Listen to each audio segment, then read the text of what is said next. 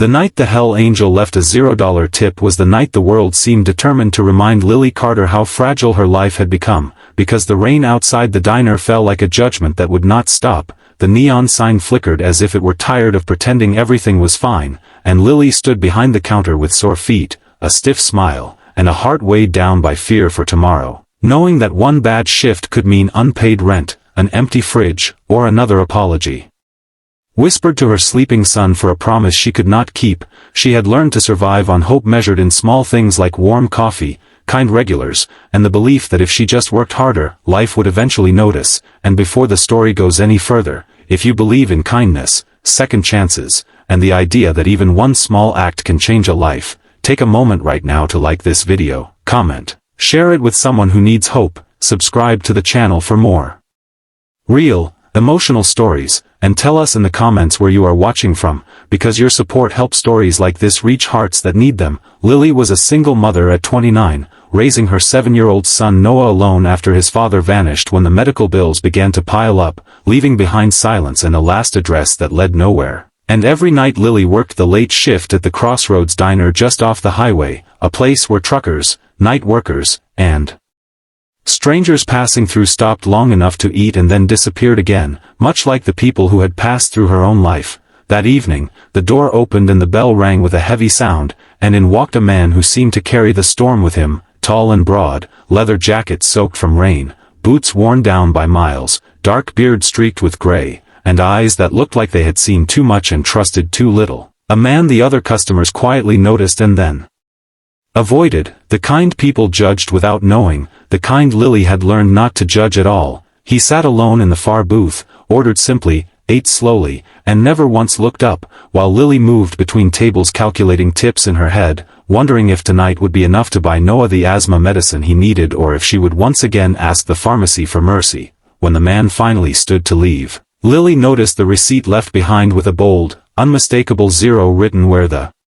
tip should have been, and for a brief, sharp moment, something inside her cracked, not because she felt entitled, but because she felt invisible, because kindness felt like a language fewer people spoke anymore, and because the world already took so much without apology. She cleared the table with practiced motions, telling herself not to cry, reminding herself that anger cost energy she could not afford. When she noticed the plate felt heavier than it should, and beneath it, taped carefully to the underside, was a thick envelope, yellowed at the edges, as if it had been waiting there for a long time, and inside was not cash at first glance, but a folded stack of papers, a key, and a handwritten note that did not apologize or explain, but simply stated that sometimes angels wear scars and sometimes help comes quietly. Lily's hands trembled as she unfolded the papers and realized they were legal documents. A cashier's check for an amount so large she had to read it 3 times, and a deed to a small house just outside town, modest but warm, with a garden and a tree in the yard, the kind of place she had once imagined for Noah but had long since stopped dreaming about because dreams hurt too much when they kept breaking. Her mind raced through disbelief, fear, suspicion, and awe, wondering if this was a mistake, a cruel joke, or something she did not deserve, and she rushed outside into the rain, scanning the empty parking lot. But the man was gone, swallowed by the night, leaving behind nothing but wet pavement and questions. The following days were a blur of phone calls, offices, and confirmations, each step proving the impossible was real, that the house existed, the money was legitimate, and the gift was intentional, anonymous except for a single name signed on the back of the note, Michael Caine, a name that meant nothing to her until she began to search, discovering fragments of a life lived hard and fast, a former biker known in certain circles as a Hell Angel. A man who had lost his wife and child years earlier to a drunk driver, a man who had vanished from public view after a lawsuit settlement that left him wealthy but broken, and Lily began to understand that the $0 tip was never an insult but a test, a quiet filter to see who would curse him and who would simply keep going. She moved into the house with Noah one soft morning filled with birdsong instead of sirens, and for the first time, her son had his own room, his own window,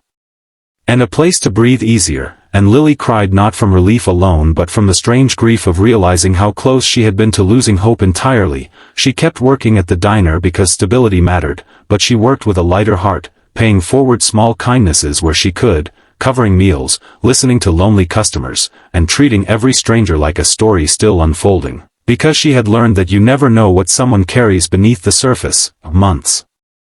later, a letter arrived with no return address, telling Lily that the gift was given not out of pity but gratitude, because on the worst night of Michael Caine's life, when he believed the world had nothing left to offer him, a tired waitress had served him without fear, without judgment, and with a quiet dignity that reminded him his wife once believed in people too, and that reminder had saved him more than he would ever admit. Lily framed the letter and hung it by the door, not as proof of